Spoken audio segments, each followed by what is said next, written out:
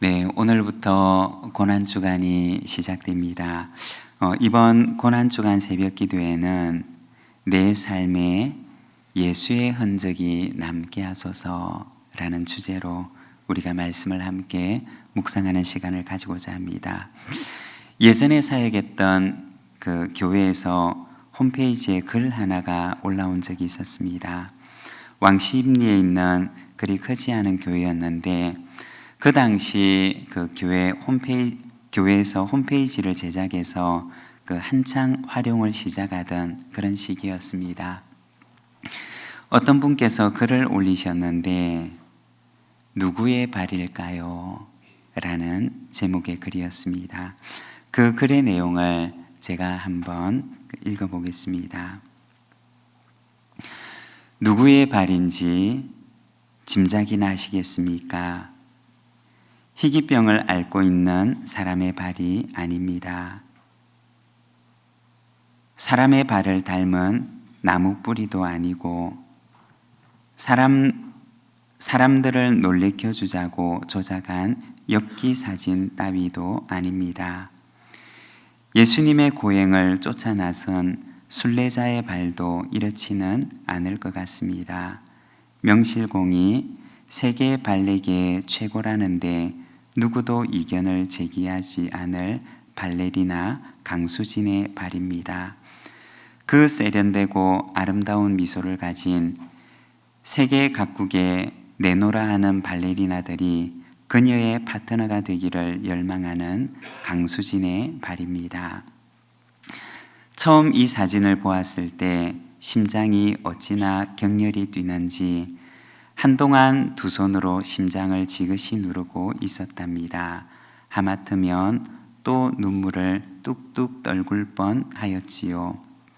감동이란 이런 것이로구나. 어느 창녀가 예수님의 발에 입맞추었듯 저도 그녀의 발등에 입맞추고 싶다는 생각마저 들었습니다. 마치 신을 마주한 듯 경이로운 감격에 휩싸였던 것이지요. 그녀의 발은 그녀의 성공이 결코 하루아침에 이루어진 신데렐라의 유리구두가 아님을 보여줍니다.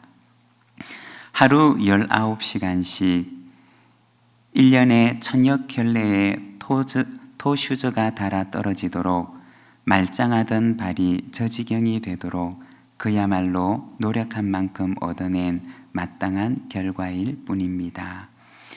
그녀의 발을 한참 들여다보고 저를 들여다봅니다. 너는 무엇을 대체 얼마나 했느냐? 그녀의 발이 저를 나무랍니다. 인정합니다. 엄살만 심했습니다. 욕심만 많았습니다. 반성하고 있습니다. 어떤 분이 그 사진을 보고서 홈페이지에다가 적은 글이었습니다.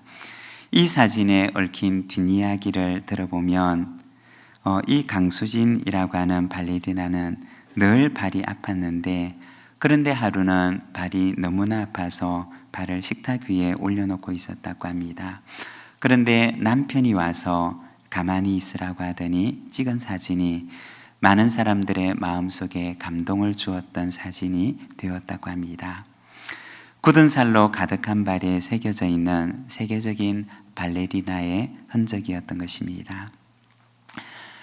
여러분, 우리가 살아온 우리의 인생의 뒤에도 흔적이 남게 됩니다.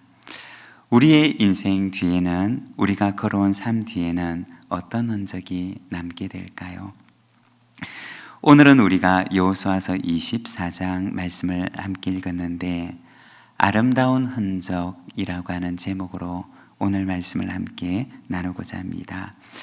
오늘 우리가 읽은 이 여호수아서 24장은 여호수아서의 마지막 장입니다. 여호수아의 퇴장과 함께 여호수아서가 끝을 맺게 됩니다. 그가 걸어왔던 인생의 뒤에는 어떤 흔적이 남아 있을까요? 먼저 첫 번째는 잘 마친 인생의 흔적이 남아 있습니다. 29절과 30절의 말씀을 우리가 같이 한번 봉독하겠습니다. 이일 후에 여호와의 종 눈의 아들 여호수아가 110세에 죽음에 그들이 그를 그의 기업의 경내 딥나세라에 장사하였으니 딥나세라는 에브라임 산지 가스산 북쪽이었더라. 아멘. 여기에 보면 여호수아의 퇴장을 보여줍니다. 눈의 아들 여호수아가 110세의 죽음에 라고 말씀을 합니다. 여러분, 우리의 인생은 언젠가 퇴장하는 순간이 오게 됩니다. 누구는 조금 길고 또 누구는 그것이 조금 짧을 뿐이지 언젠가 우리가 인생의 무대에서 퇴장하는 순간은 반드시 오게 된다는 것입니다. 그러면 우리가 퇴장한 뒤에는 어떤 흔적이 남아있게 될까요? 수년 전에 신학교에서 목회학 박사 과정 수업을 듣던 중에 리더십에 대한 수업을 들었던 기억이 있습니다. 하나님께서 한 사람의 인생 속에 개입하셔서 그의 리더십을 성장시켜 가는 과정에 대한 공부였습니다. 그런데 그 수업의 내용 가운데 저에게 참 충격적이었던 그러한 부분이 하나가 있었습니다. 그 내용은 바로 잘 마치는 인생은 드물다고 하는 것이었습니다. 모든 사람들이 잘 마치는 인생을 살아가는 것이 아니라 잘 마치는 인생은 드물다고 하는 것이 바로 그 리더십 수업의 내용 가운데 한 부분이었습니다. 모두가 다 잘 마치는 인생을 살아가는 것은 아니라는 것입니다. 그리고 잘 마치는 인생보다 그렇지 못한 인생이 더 많다는 것입니다. 우리가 성경의 인물을 보게 되면 사울이라고 하는 사람도 그러하였고 또 솔로몬이라고 하는 왕도 그러하였습니다. 이들은 모두가 다 참 멋진 시작을 하였던 사람이었습니다. 참 훌륭한 시작이었고 잘 시작하였던 그런 사람이었습니다. 그러나 그들의 인생의 후반부로 넘어가게 되면서 그들은 잘 마치지 못한 인생을 살아가게 됩니다. 모든 인생이 잘 마치는 인생을 살아가는 것은 아니라고 하는 것입니다. 여호수아는 어떠하였느냐? 110년 그의 인생의 끝에는 어떤 흔적이 남아 있었을까요? 그는 잘 마친 인생의 흔적을 남겼던 사람이었습니다. 여러분, 80년, 90년, 100년 살아가는 우리의 인생의 뒤에는 어떤 흔적이 남게 될까요? 저와 여러분의 인생의 그 마지막에도 잘 마친 인생의 흔적이 남게 되기를 소망합니다. 그리고 두 번째, 여호수아 뒤에는 종의 흔적이 남아 있습니다. 29절 말씀을 우리가 다시 한번 봉독하겠습니다. 이 일 후에 여호와의 종 눈의 아들 여호수아가 110세에 죽음에. 여기에 보면 여호수아라고 하는 그 이름 앞에 수식어가 하나 붙어 있는 것을 보게 되는데 바로 여호와의 종이라고 하는 수식어가 붙어 있습니다. 그러면 여호수아는 처음부터 그러하였느냐? 그렇지 않았습니다. 우리가 여호수아서 1장 1절로 가보게 되면 이 여호수아라고 하는 이름 앞에는 다른 수식어가 붙어 있는 것을 보게 되는데 여호수아서 말씀을 보게 되면 여호와의 종 모세가 죽은 후에 여호와께서 모세의 수종자 눈의 아들 여호수아에게 말씀하여 이르시되. 여호수아서의 가장 첫 머리가 되는 여호수아서 1장 1절에 보면 오늘 우리가 마지막 장에 보는 수식어와는 다른 수식어가 붙어 있는데 바로 모세의 수종자라고 하는 수식어가 붙어 있는 것을 보게 됩니다. 여호수아는 어떤 사람이었느냐? 그는 단지 모세의 수종자일 뿐이었다는 것입니다. 모세에게는 여호와의 종이라고 하는 수식어가 붙어 있었지만 그러나 여호수아에게는 모세의 수종자라고 하는 수식어가 붙어 있었던 것입니다. 그런데 그가 그의 인생을 마칠 때는 어떠하였느냐? 바로 여호와의 종 여호수아라고 하는 수식어가 붙게 됩니다. 그에게 영적인 본이 되어 주었던 모세의 삶을 그도 역시 본받는 자가 되었다고 하는 것입니다. 여러분, 종이라고 하는 존재는 어떤 존재일까요? 그는 주인의 말에 순종하는 존재입니다. 민수기 12장 3절의 말씀을 보게 되면 모세의 성품과 그의 삶을 보여주는 말씀이 나오는데 민수기 말씀을 보면 이렇게 말씀을 합니다. 이 사람 모세는 온유함이 지면의 모든 사람보다 더하더라. 모세를 어떻게 표현하고 있느냐? 온유한 사람으로 표현을 하고 있습니다. 그런데 이 온유함이라고 하는 말은 무엇이냐? 이것은 잘 훈련된 말의 온순함을 가리키는 말입니다.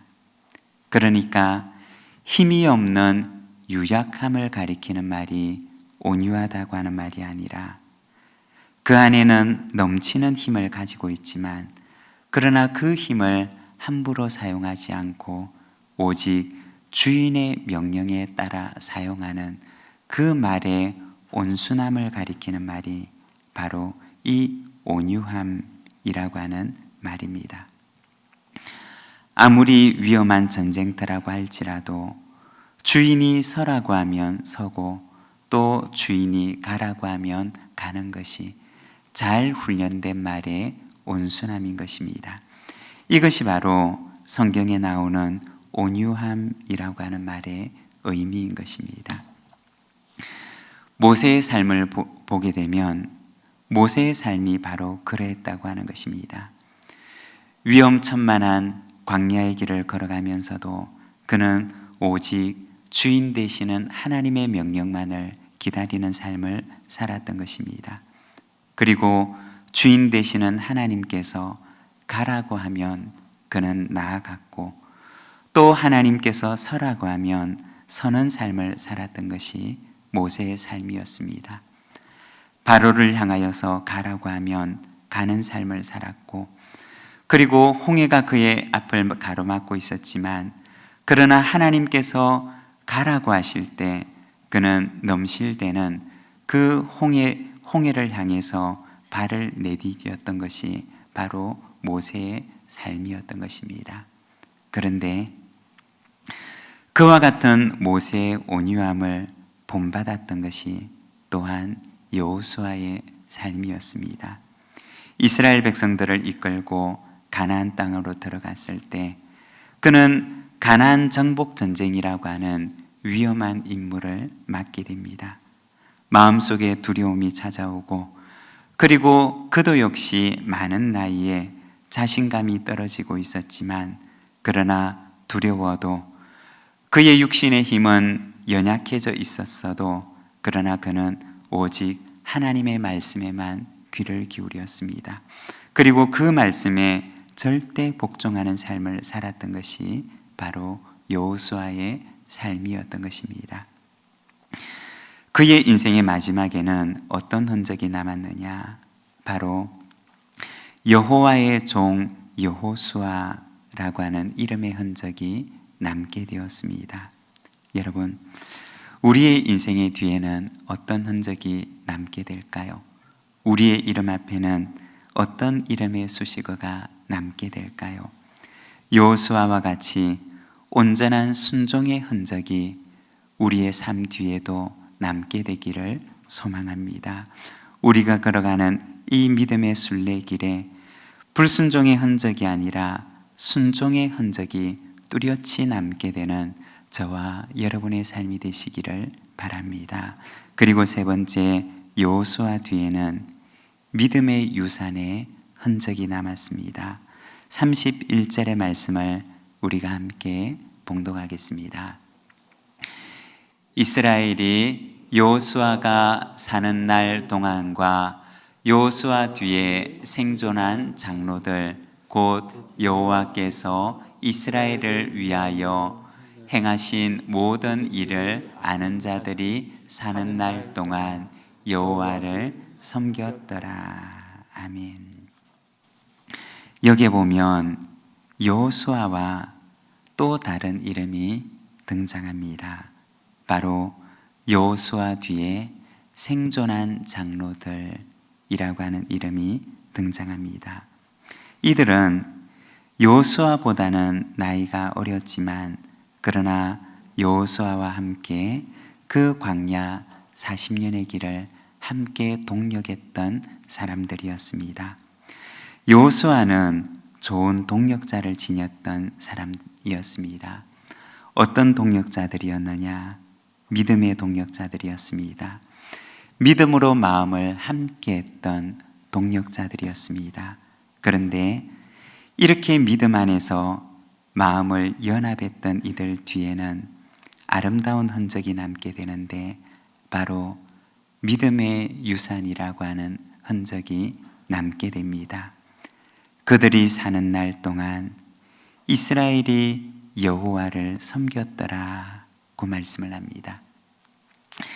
이들이 이스라엘 공동체의 믿음의 중심이 되었고 그리고 이스라엘 공동체를 믿음으로 굳게 붙들고 있었던 것입니다. 그리고 그들이 사는 날 동안에는 온 이스라엘이 여호와께 굳게 붙들려 있는 모습을 우리에게 보여줍니다. 여러분, 우리의 인생 뒤에는 어떤 흔적이 남게 될까요? 우리가 걸어온 인생의 길 뒤에도 잘 마친 인생의 흔적이 남게 되기를 바랍니다. 여호와의 종 여호수아처럼 순종의 흔적이 우리의 믿음의 순례의 길 뒤에도 남게 되기를 바랍니다. 또한 아름다운 믿음의 유산이 우리의 가정에 또 우리 교회, 우리가 몸담고 살아가는 공동체 가운데 아름답고 뚜렷하게 남게 되기를 바랍니다. 오늘은 아름다운 믿음의 흔적이 우리 가정에 또 우리 자녀들에게 우리 공동체에 남게 되기를 우리가 기도하는 마음으로 찬송가 559장 사철의 봄바람 불어있고 우리 기도하는 마음으로 함께 찬양하시겠습니다.